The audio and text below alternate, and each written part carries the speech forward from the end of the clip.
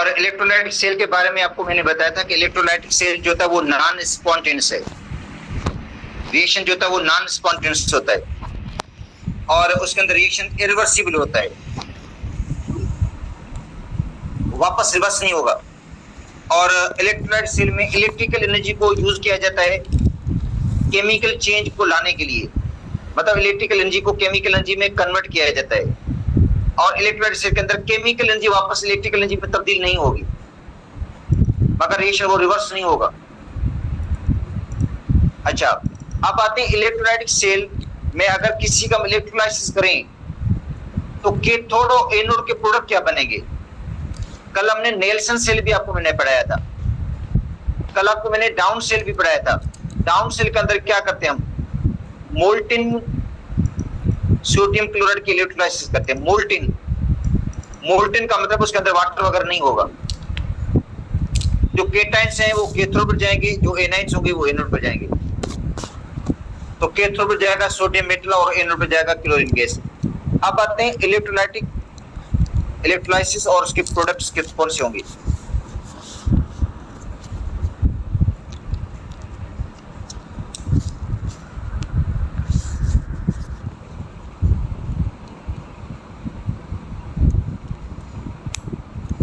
Electrolysis, अच्छा तो अब देखो इलेक्ट्रोलाइसिस हम किसकी कर रहे हैं।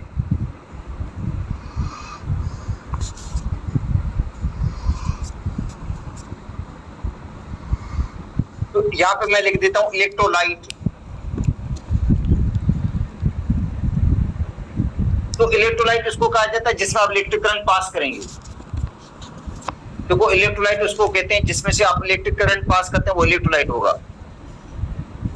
अच्छा, उसके बाद cathode product,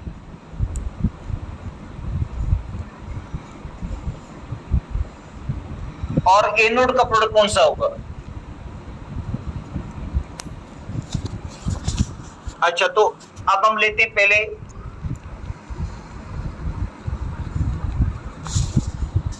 molten NaCl। NaCl लेंगे मोल्टन फॉर्म में। देखो NaCl है मोल्टन फ्यूज फॉर्म, मतलब NaCl को हम हीट देंगे और मेल्ट कर देंगे इसको। तो सोडियम आयंस होंगे, अच्छा दूसरे होंगे क्लोराइड आयंस। तो सोडियम आयंस कैथोड पर जाकर रिड्यूस होंगे सोडियम मेटल में। सोडियम मेटल बन गया, कैथोड पे आएगा और क्लोरीन गैस होगी वो एनोड पे रिलीज होगी। तो जो एनोड का प्रोडक्ट है वो क्लोरीन गैस और कैथोड का प्रोडक्ट है सोडियम मेटल। अच्छा, उसके बाद है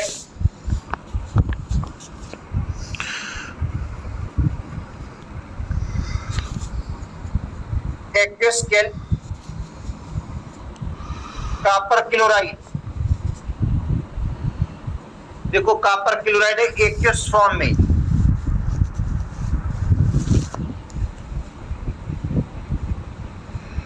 एक्वस का मतलब इसके अंदर वाटर भी मौजूद है। तो अब देखो इसके अंदर कॉपर आयंस है जो केटाइन है, क्लोराइड आयन है जो एनाइन है, नेगेटिव आयन है, और वाटर के अंदर हाइड्रोजन आयन केटाइन और OH आयन एनाइन। अब कॉपर आयन का मुकाबला हाइड्रोजन आयन के साथ है, तो कॉपर आयन इजीली रिड्यूस हो जाते हैं कैथोड पर। जो कॉपर आयंस हैं उनकी रिडक्शन पोटेंशियल बहुत ज्यादा होती है, आगे मैं पढ़ाऊंगा टॉपिक आपको रिडक्शन पोटेंशियल भी।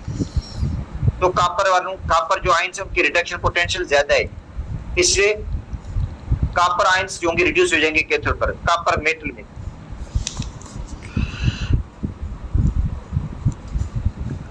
और क्लोरीन गैस बन जाएगी यहां पर एनोड पर। अब आते हैं एक्वस NaCl।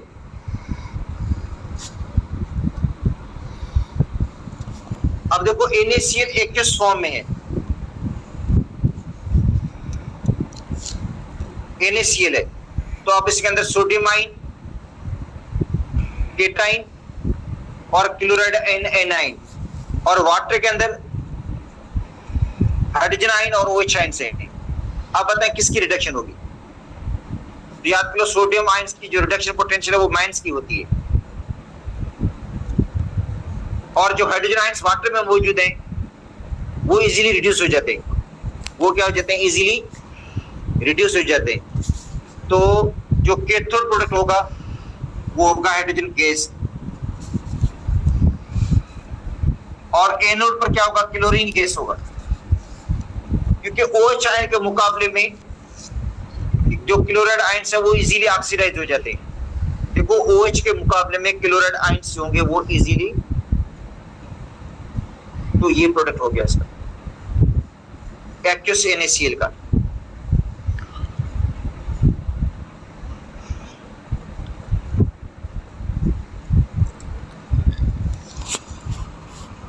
अब आते हैं एक्वस कॉपर सल्फेट। अच्छा, एक्वस में है कॉपर सल्फेट, तो कॉपर आयंस, अच्छा दूसरे सल्फेट आयंस। देखो एक कॉपर आयंस है, दूसरे सल्फेट आयंस है, और एक्वस का मतलब वाटर में है, तो वाटर में H आयंस और OH आयंस है। अब मुकाबला केटाइन में कॉपर आयन और हाइड्रोजन आयन का है। देखो मुकाबला किसका है? कॉपर आयन और हाइड्रोजन आयन। तो अभी आपको मैंने बताया था कि कॉपर आयंस इजीली रिड्यूस हो जाते हैं, हाइड्रोजन आयन के मुकाबले में कॉपर आयन इजीली रिड्यूस हो जाएंगे। तो क्या मिलेगा आपको? कॉपर मेटल मिलेगा। कहां पे? कैथोड पे। अब सल्फेट का मुकाबला OH के साथ है। इसके अंदर सल्फेट आयन एनाइन है, इसके अंदर जो सल्फेट है वो नेगेटिव आयन है, और जो वाटर है उसके अंदर OH आयंस भी नेगेटिव है। अब जो होगा OH आयन जो होंगे इजीली ऑक्सीडाइज हो जाएंगे। सल्फेट आयन के मुकाबले में OH आयन इजीली ऑक्सीडाइज हो जाते हैं। ऑक्सीजन गैस,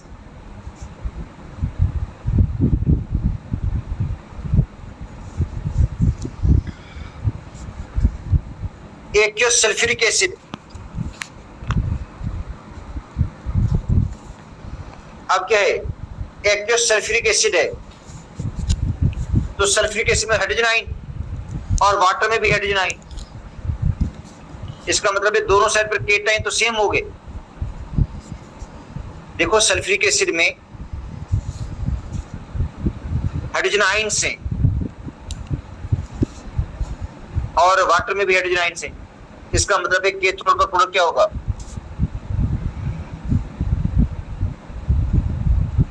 हाइड्रोजन गैस होगी। और अब मुकाबला सल्फेट का OH के साथ है, तो सल्फेट आयन, अभी मैंने आपको बताया था कि सल्फेट आयन इजीली ऑक्सीडाइज नहीं होंगे, और वहां पे ऑक्सीडाइज इजीली कौन होगा? OH आयन, ऑक्सीजन गैस बन जाएगी।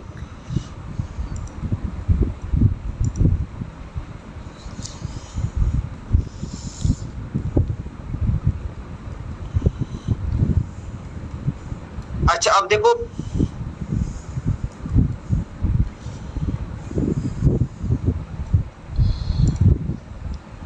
मोल्टिन,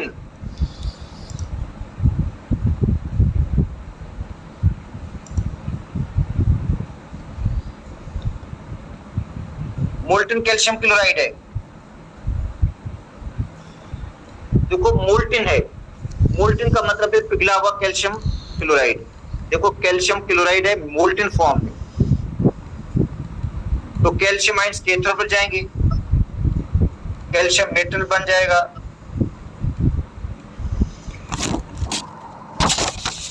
और क्या मिलेगा? Chlorine gas. अच्छा एक्वस कैल्शियम क्लोराइड है,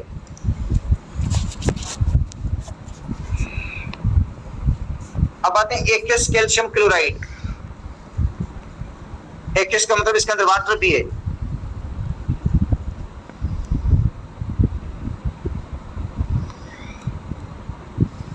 इसके अंदर क्या मौजूद है? वाटर भी है, तो वाटर के अंदर हाइड्रोजन आयंस होंगी और OH आयंस हैं। तो याद कर लो कैल्शियम जो है उनकी इलेक्ट्रोड पोटेंशियल माइनस की है, जो कैल्शियम है उसकी जो इलेक्ट्रोड पोटेंशियल रिडक्शन पोटेंशियल है वो माइनस की है, तो कैल्शियम आयंस इजीली रिड्यूस नहीं होंगे कैथोड पर। कैल्शियम आयंस इजीली रिड्यूस नहीं होंगे क्योंकि उसकी इलेक्ट्रिक पोटेंशियल नेगेटिव है। अब उसकी जगह पे क्या हो जाएगा, जो वाटर में हाइड्रोजन आयंस है वो इजीली रिड्यूस हो जाते हैं, तो यहाँ पे मिलेगा हाइड्रोजन गैस। अच्छा, अब क्लोराइड का मुकाबला OH के साथ है, तो OH से क्लोराइड आयन जो होता है वो इजीली ऑक्सीडाइज हो जाता है, तो क्लोरीन गैस मिलेगा। तो ये कैथोड और एनोड का प्रोडक्ट है इलेक्ट्रोलाइसिस के तहत। जब हम उसकी इलेक्ट्रोलाइसिस करते हैं तो कैथोड और एनोड का प्रोडक्ट पूछा जाता है कि कौन सा कैथोड पे प्रोडक्ट मिलेगा, कौन सा एनोड पे प्रोडक्ट मिलेगा।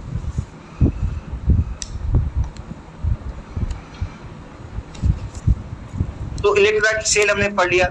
अब हम पढ़ते हैं वोल्टिक सेल।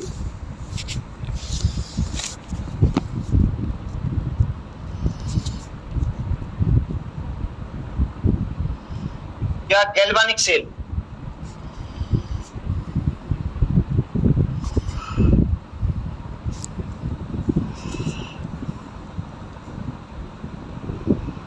अच्छा, इन दिस सेल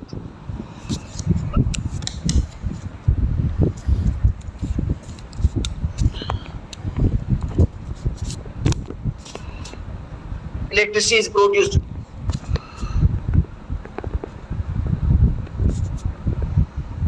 इस सेल में क्या होगा, इलेक्ट्रिसिटी प्रोड्यूस होगी। ये सेल इलेक्ट्रिसिटी प्रोड्यूस करता है, मतलब ये केमिकल एनर्जी को इलेक्ट्रिकल एनर्जी में तब्दील करता है। तो in this cell electricity produced by spontaneous redox reaction.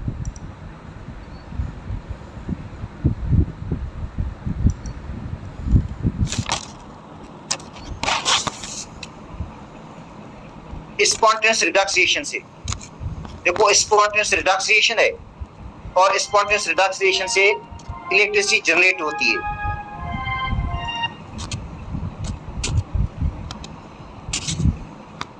This cell convert chemical energy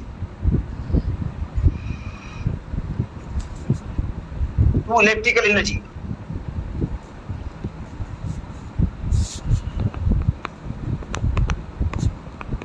ये सेल क्या करता है, केमिकल एनर्जी को इलेक्ट्रिकल एनर्जी में तब्दील करता है।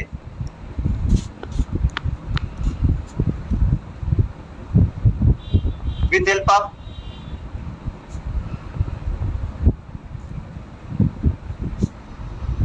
Spontaneous redox reaction.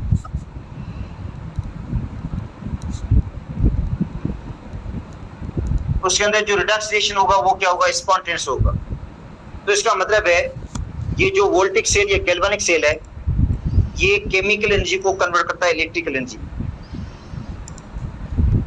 Chemical energy को किसमें कन्वर्ट करेगा, इलेक्ट्रिकल एनर्जी के अंदर, जिससे बैटरी है और बैटरी भी केमिकल एनर्जी को इलेक्ट्रिकल एनर्जी में तब्दील कर देती है। मोबाइल की बैटरी है, उसमें भी यही इलेक्ट्रिकल एनर्जी जो केमिकल एनर्जी है वो इलेक्ट्रिकल एनर्जी में तब्दील हो जाती है। और फिर उनको हम रिचार्ज भी कर सकते हैं, वो हम बाद में आते हैं। टाइप ऑफ बैटरीज हम पढ़ेंगे, बैटरीज की जो टाइप पढ़ेंगे उसके अंदर ये सारा सब कुछ आ जाएगा।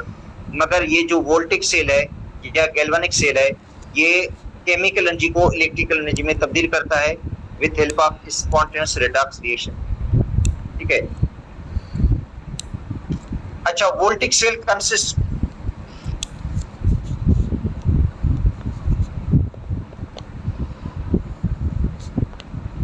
of two half cells।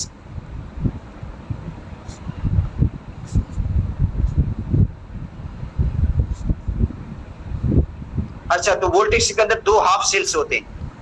Half sales का मतलब एक में ऑक्सीडेशन दूसरे में रिडक्शन होगी। देखो, दो हाफ सेल किसके लिए हैं, क्योंकि एक में ऑक्सीडेशन और दूसरे हाफ सेल में क्या होगी, रिडक्शन होगी। तो वोल्टिक सेल जो है वो दो हाफ सेल का बना हुआ है। In each half cell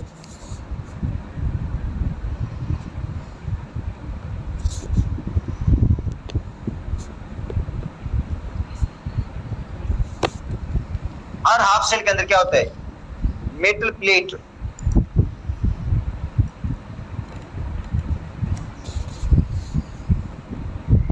metal की प्लेट होगी, इज प्लेस्ड इन इट्स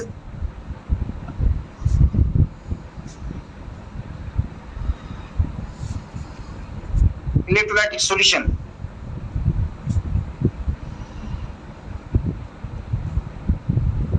देखो हर हाफ सेल में क्या होगा, मेटल की प्लेट होगी जिसको डिप करेंगे उसके अपने इलेक्ट्रोलाइटिक सॉल्यूशन के अंदर, उसके अपने साल्ट सॉल्यूशन के अंदर।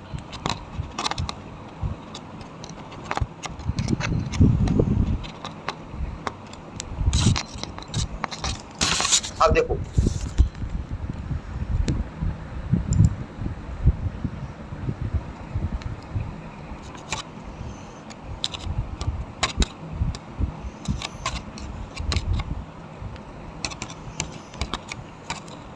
ये देखो जिंक की प्लेट है,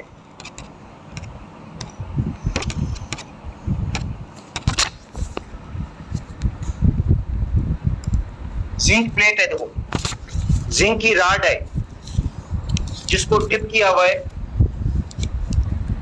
सॉल्यूशन के अंदर। इस राड को हमने डिप किया हुआ है सॉल्यूशन के अंदर, सॉल्यूशन ऑफ जिंक सल्फेट, जिसके अंदर देखो जिंक आयंस मौजूद है। इसका मतलब है जिंक की प्लेट को जिंक सल्फेट में डिप कर दिया और जिसके अंदर जिंक के आयंस भी हैं उसके अपने साल्ट सॉल्यूशन में डिप किया। तो जिंक की प्लेट को हमने डिप किया किसके अंदर, जिंक सल्फेट के अंदर। अच्छा ये एक हाफ सेल है, दूसरे हाफ सेल में क्या होगा,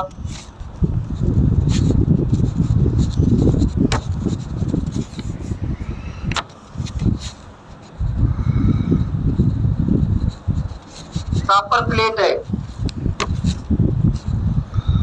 कॉपर की प्लेट है, ये कॉपर का इलेक्ट्रोड है, ये कॉपर की राड है, ये कॉपर राड जिसको डिप किया हुआ है कॉपर सल्फेट के अंदर। ये जो सॉल्यूशन है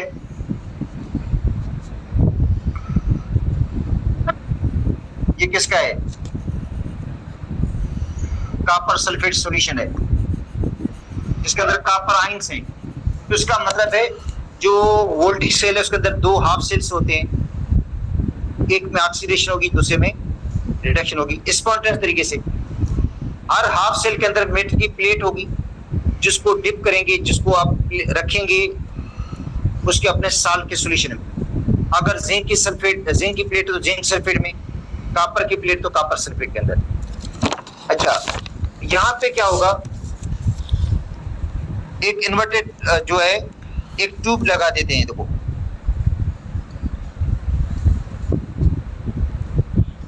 यहां पे एक ट्यूब लगा देते हैं।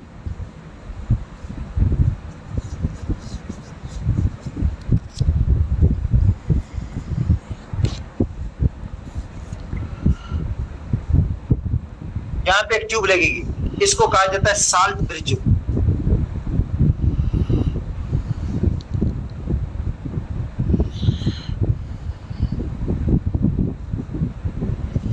साल्ट ब्रिज है, मतलब यू शेप की ट्यूब होती है जिसको साल्ट ब्रिज कहा जाता है।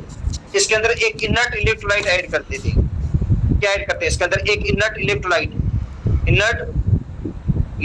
मतलब ऐसा इलेक्ट्रोलाइट होगा जो उनके साथ रिएक्ट नहीं करेगा, ना जिंक के साथ रिएक्ट करेगा, ना सल्फेट के साथ रिएक्ट करेगा, ना कॉपर या सल्फेट के साथ रिएक्ट करेगा। तो इसके अंदर क्या होगा, इनर्ट इलेक्ट्रोलाइट होगा।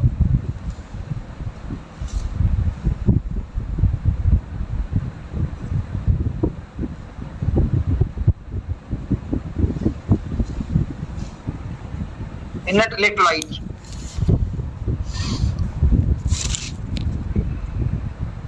विथ जेल, इसके अंदर जेल भी होगी, जेली भी होगी। तो इसके अंदर पोटाशियम क्लोराइड होगा। इसके अंदर क्या होगा, पोटाशियम मतलब KCl जेल की बनी होती है, या सोडियम नाइट्रेट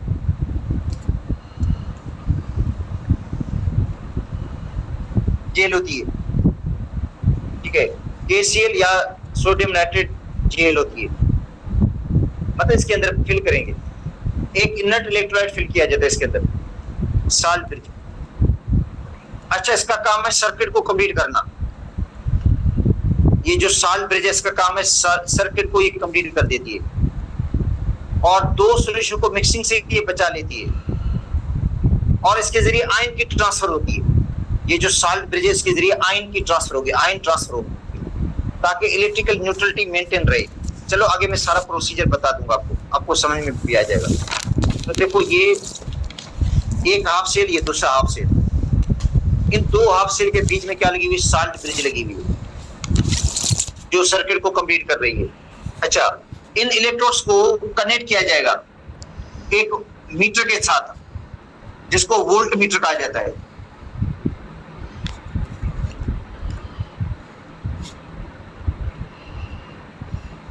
इसको कहा जाता है वोल्ट मीटर। ये रीडिंग शो करेगा,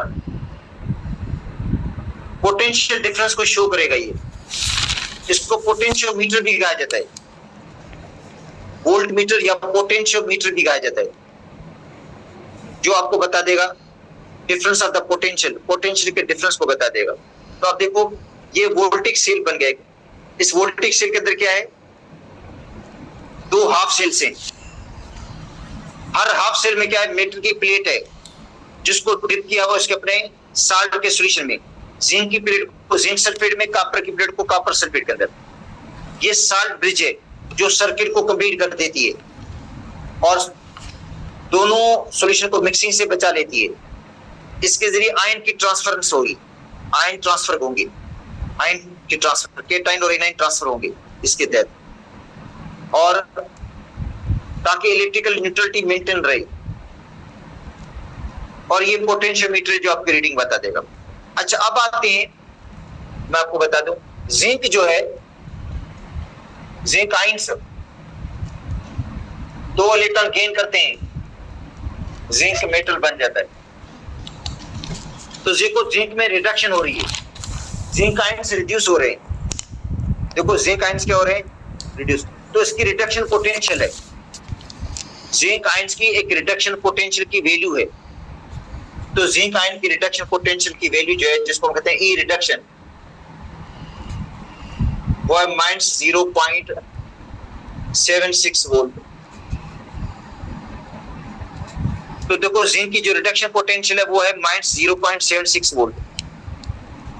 जिंक की जो रिडक्शन पोटेंशियल है वो -0.76 वोल्ट है। अब आते हैं कॉपर की रिडक्शन पोटेंशियल। जब कॉपर रिड्यूस होता है तो कॉपर की रिडक्शन पोटेंशियल है 0.34 प्लस।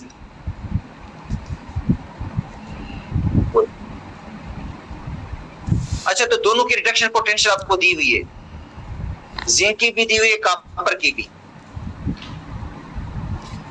तो याद कर लो, ऑक्सीडाइज वो एलिमेंट होता है, वो एलिमेंट ऑक्सीडाइज होता है जिसकी रिडक्शन पोटेंशियल माइनस की होती है। देखो, दो एलिमेंट की अगर आपको रिडक्शन पोटेंशियल दी जाए तो वो एलिमेंट ऑक्सीडाइज होगा जिसकी रिडक्शन पोटेंशियल माइनस की होगी। मतलब जिस एलिमेंट की रिडक्शन पोटेंशियल माइनस की है वो इजीली ऑक्सीडाइज हो जाएगा। वो क्या होगा? ऑक्सीडाइज होगा। वो इलेक्ट्रॉन लूज करेगा, वो इलेक्ट्रॉन क्या करेगा? लूज करेगा। ठीक है। अब देखो, इलेक्ट्रॉन कौन लूज करेगा? जिंक लूज करेगा। क्यों जिंक लूज करता है? क्योंकि जिंक की रिडक्शन पोटेंशियल माइनस की है। तो जिस एलिमेंट की रिडक्शन पोटेंशियल माइनस की है वो इजीली इलेक्ट्रॉन को लूज करता है। ठीक है। अच्छा, ये हम पढ़ेंगे इलेक्ट्रोड पोटेंशियल के अंदर। इलेक्ट्रोड पोटेंशियल का टॉपिक आएगा, उसमें हम ये पढ़ लेंगे कि ऑक्सीडाइज कौन होगा, रिड्यूस कौन होगा, जब दो एलिमेंट की कंपैरिजन की जाए। ठीक है। तो जिंक की रिडक्शन पोटेंशियल माइनस की है तो जिंक क्या होगा? इजीली ऑक्सीडाइज होगा।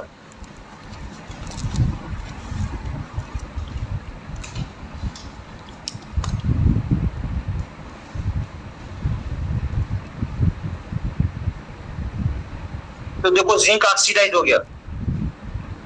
जिंक क्या हो गया? ऑक्सीडाइज हुआ। क्यों ऑक्सीडाइज हुआ? इसलिए कि जिंक की वैल्यू नेगेटिव की थी, इसलिए वो ऑक्सीडाइज हो गया। अब रिड्यूस कौन होगा? कॉपर होगा।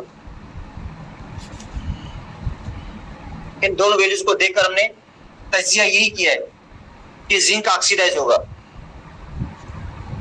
और जो कॉपर आयंस थे वो रिड्यूस हो जाएंगे कॉपर मेटल में, तो इसके अंदर ऑक्सीडेशन हुई है, इसके अंदर रिडक्शन हुई है।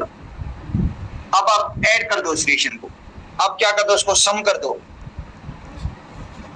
2 इलेक्ट्रॉन 2 में कट गए, जिंक प्लस कॉपर आयंस, एरोजिंक आयंस प्लस कॉपर, तो ये है स्पॉन्टेनियस रिडक्स रिएक्शन।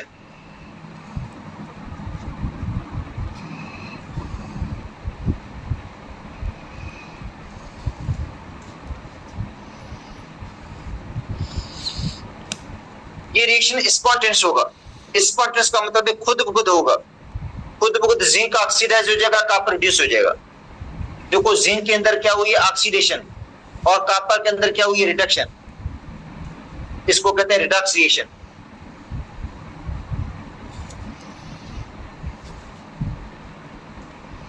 ये रिडक्स रिएक्शन है, ये रिडक्शन भी हो रही है और ऑक्सीडेशन भी।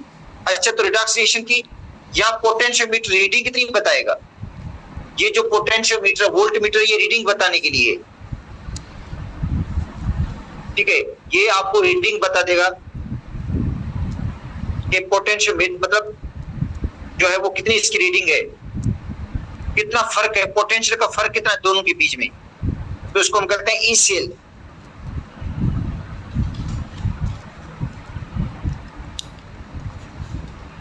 अच्छा, तो ई सेल का फार्मूला है ई रिडक्शन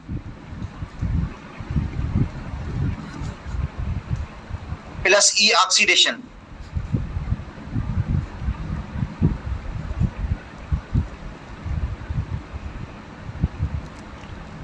या एक चीज और भी होती है, इसको हम कहते हैं ई कैथोड माइनस ई एनोड। अच्छा, कैथोड पर कौन गया है, कैथोड पर गया है कॉपर, क्योंकि रिडक्शन हमेशा कैथोड पे होती है, तो कैथोड पर गया है कॉपर, कॉपर की वैल्यू 0.34 माइनस ई एनोड। अच्छा, एनोड पर कौन गया है, एनोड पर गया है जिंक, और जिंक की वैल्यू माइनस 0.76 वोल्ट, तो माइनस माइनस हो जाएंगे प्लस, तो 0.34 माइनस माइनस प्लस हो जाएंगे 0.76, तो जवाब आएगा 1.1 वोल्ट। तो पोटेंशियोमीटर रीडिंग बता देगा 1.1 वोल्ट, 1.1 वोल्ट ये रीडिंग बता देगा पोटेंशियोमीटर। इसका मतलब ये रिएक्शन स्पॉन्टेनियस हुआ, एक स्पॉन्टेनियस रिडक्स रिएक्शन हुआ, और इसको हम कहेंगे वोल्टिक सेल है। ये जो सेल है ये वोल्टिक सेल है, क्योंकि ये वोल्टिक सेल इसलिए है कि इसके अंदर स्पॉन्टेनियस रिडक्स रिएक्शन हुआ। इसके अंदर क्या है, स्पॉन्टेनियस रिडक्स रिएक्शन हुआ है। स्पॉन्टेनियस का मतलब है खुद ब खुद होगा, खुद ब खुद जिंक ऑक्सीडाइज होगा। देखो जिंक क्या हुआ, ऑक्सीडाइज, तो जिंक से इलेक्ट्रॉन निकलेंगे, जिंक से जो इलेक्ट्रॉन निकल रहे हैं, किधर जा रहे हैं इलेक्ट्रॉन, कॉपर की तरफ। जिंक से इलेक्ट्रॉन निकल रहे हैं, किधर जा रहे हैं, कॉपर की तरफ जा रहे हैं।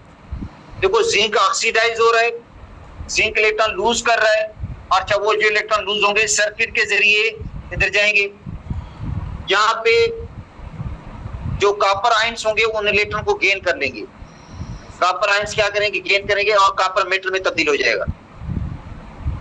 तो देखो जिंक ऑक्सीडाइज और कॉपर क्या हुआ है,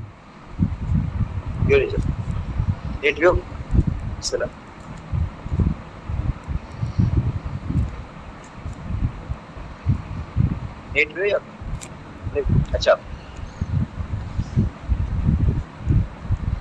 अब इस एनर्जी का काम क्या होता है, देखो एक स्पॉन्टेनियस रिडक्स रिएक्शन हुआ है जिंक और कॉपर के दरमियान, जिंक और कॉपर के दरमियान एक स्पॉन्टेनियस रिडक्स रिएक्शन हुआ, जिसमें जिंक ने इलेक्ट्रॉन लूज किए, कॉपर इलेक्ट्रॉन गेन किए। और जिसके जैसे इलेक्ट्रिसिटी जनरेट हुई है, जिसके जैसे क्या हुई है, इलेक्ट्रिसिटी जनरेट हुई है। और ये पोटेंशियोमीटर रीडिंग बता रहा है 1.1 वोल्ट, 1.1 वोल्ट, ठीक है। और ये ई सेल क्या है, ई सेल बताती थी कि कितनी फोर्स से इलेक्ट्रॉन जो निकलेंगे एनोड से कैथोड की तरफ, मतलब एनोड से कैथोड की तरफ जो इलेक्ट्रॉन निकलते हैं वो कितनी फोर्स से निकलेंगे। तो ई सेल आपको बता देती है फोर्स, ड्राइविंग फोर्स, जो फोर्स ड्राइव करती है इलेक्ट्रॉन्स को, जो फोर्स इलेक्ट्रॉन को लेकर जाती है एनोड से कैथोड की तरफ। तो ये बता रही है 1.1 वोल्ट का मतलब है बहुत ज्यादा फोर्स से इलेक्ट्रॉन जाएंगे जिंक से कॉपर की तरफ, जिंक से कॉपर की तरफ। अगर इसका डिफरेंस कम आता है, जवाब कम आता है, तो इसका मतलब है ई सेल की वैल्यू कम, तो जो स्पॉन्टेनियस रिडक्शन होगा वो थोड़ा स्लो होगा। इसका मतलब है जितनी ड्राइविंग फोर्स ज्यादा है उतना इलेक्ट्रॉन जल्दी निकलेंगे एनोड से कैथोड की तरफ मूव करेंगे वो इलेक्ट्रॉन्स। तो ये जो ई सेल है ये आपको बता देती है कि कितने इलेक्ट्रॉन होंगे वो जल्दी मूव करेंगे एनोड से कैथोड की तरफ। अच्छा, तो अब इसके अंदर देखिए एक दो तीन चीजें बतानी है आपको। एक तो साल्ट ब्रिज का काम वो आपको बताना है। तो इसमें देखिए जिंक सल्फेट है, ये साल्ट के अंदर जिंक आयंस हैं, दूसरा सल्फेट आयंस हैं। अच्छा, दोनों की, इसके भी जिंक का भी एक मोल है, सल्फेट का भी एक मोल है, और चार्जेस भी बराबर हैं दोनों की। अब क्या होता है कि रिएक्शन में जिंक आयंस रिड्यूस हो जाते हैं, और सॉल्यूशन के अंदर जिंक जो मेटल है वो ऑक्सीडाइज हो जाता है। जो जिंक मेटल है ये देखें, ये जो जिंक की राड है, ये जिंक की राड है, जिंक की बनी हुई, ये ऑक्सीडाइज हो जाती है और जिंक आयन खारिज करना शुरू कर देती है। इसका मतलब है जिंक जो राड है ये ऑक्सीडाइज हो रही है, किसमें, जिंक आयंस में। तो अब क्या होगा, ये जो जिंक राड है सॉलिड, ये ऑक्सीडाइज होकर किसमें तब्दील हो रही है, जिंक आयन में, और 2 इलेक्ट्रॉन लूज कर रही है। तो इसका मतलब है जिंक आयन बढ़ जाएंगे सॉल्यूशन के अंदर। देखो जिंक आयन क्यों बढ़ गए, पहले तो बराबर थे, मतलब जिंक आयन और सल्फेट आयन बराबर थे। अगर 1 मोल जिंक आयन का है तो 1 मोल सल्फेट आयन का है, देखो ये बराबर थे सॉल्यूशन के अंदर। मगर अब क्या हुआ, जैसे जिंक राड ने ऑक्सीडाइज होना शुरू किया तो वो जिंक आयन से ले गए किसके अंदर, सॉल्यूशन के अंदर, और जिसके जैसे यहाँ पे केटायन बढ़ गए, यहाँ पे केटायन क्या हो गए, एक्सेस हो गए। तो यहाँ पे क्या हो जाएगा, इसमें केटायन इंक्रीज,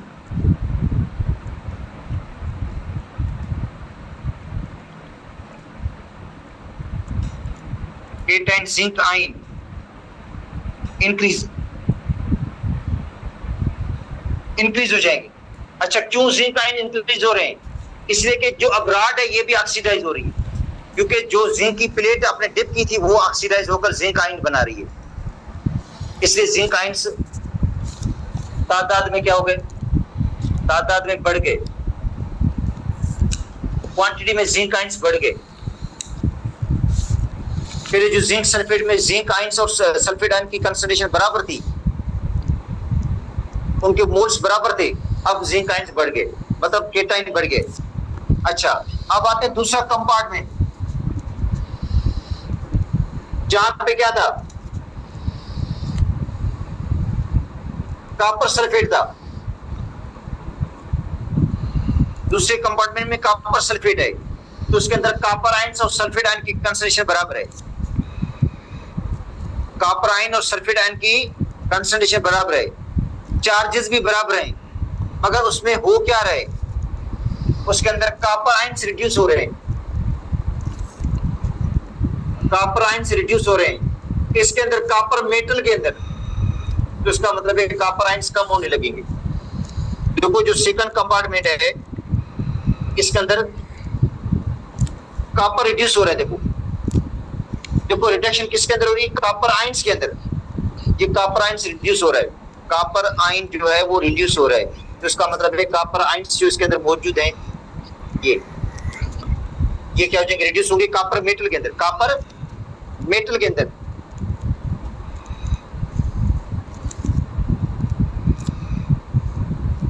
ये कॉपर आयंस रिड्यूस हो गए कॉपर मेटल के अंदर। तो कॉपर आयंस की कंसंट्रेशन कम होगी, सल्फेट आयन की कंसंट्रेशन क्या होगी? बढ़ गई। तो दूसरे कंपार्टमेंट में समझिए एनाइन बढ़ जाएंगे, इधर केटाइन बढ़ेंगे, इस साइड पर केटाइन बढ़ेंगे, इस साइड पर क्या हो जाएगा? एनाइन बढ़ेंगे। तो इधर क्या बढ़ेगा? इस कंपार्टमेंट में एनाइन बढ़ जाएंगे।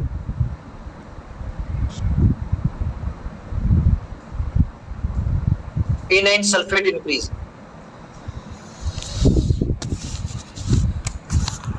अब इनको न्यूट्रल करना है, इन केटाइन को भी न्यूट्रल करना है, ये जो केटाइन है उनको भी न्यूट्रल करना है, इन एनाइन को भी क्या है? करना है न्यूट्रल। अच्छा तो ये जो साल्ट ब्रिज के अंदर KCl है ये क्या करेगी? उनको न्यूट्रल करेगी। अच्छा इसका मतलब है साल्ट ब्रिज के अंदर जो क्लोराइड आयंस हैं वो यहाँ पे मूव करेंगे, और जो पोटेशियम आयंस हैं वो यहाँ पे मूव करेंगे, इसको न्यूट्रल करेंगे। अब देखो जो क्लोराइड आयंस हैं, क्लोराइड आयन यहाँ पे आएंगे, जो क्लोराइड आयन से इधर आएंगे और किसको न्यूट्रल करेंगे? जिंक आयंस को न्यूट्रल करेंगे, क्योंकि यहाँ पे केटाइन बढ़ गए, यहाँ पे जिंक आयंस बढ़ गए सॉल्यूशन के अंदर, इसलिए जो क्लोराइड आयंस होंगे यहाँ पे मूव करेंगे, इनको न्यूट्रल कर देंगे इलेक्ट्रिकली। और यहाँ पे एनाइन बढ़े, यहाँ पे बढ़े क्या है? एनाइन बढ़े, तो यहाँ पे पोटेशियम आयंस मूव करेंगे, ये जो पोटेशियम आयंस है ये मूव करेंगे इधर, और सल्फेट को जाकर क्या करेंगे? न्यूट्रल करेंगे। तो साल्ट ब्रिज का काम क्या होता है? आयन को ट्रांसफर करना और इलेक्ट्रिकल न्यूट्रलिटी को मेंटेन रखना, इलेक्ट्रिकल न्यूट्रलिटी को मेंटेन रखना, और सॉल्यूशन को मिक्सिंग से बचाना, सॉल्यूशन को मिक्सिंग से बचाना। जस्ट आयन ट्रांसफर होंगे, आयन, अगर ये आयन ट्रांसफर नहीं होंगे तो इलेक्ट्रिक करंट का फ्लो है वो रुक जाएगा। इसलिए इलेक्ट्रिक करंट के फ्लो को जारी रखने के लिए ये साल्ट ब्रिज लगाई गई है, ताकि सॉल्यूशन इलेक्ट्रिकली न्यूट्रल रहे, ये भी न्यूट्रल रहे और ये भी न्यूट्रल रहे। तो इधर केटाइन बढ़े, इधर एनाइन बढ़े। Thank you. ठीक है, कल इसको दोबारा मैं समझा दूंगा क्योंकि अहम टॉपिक है ये।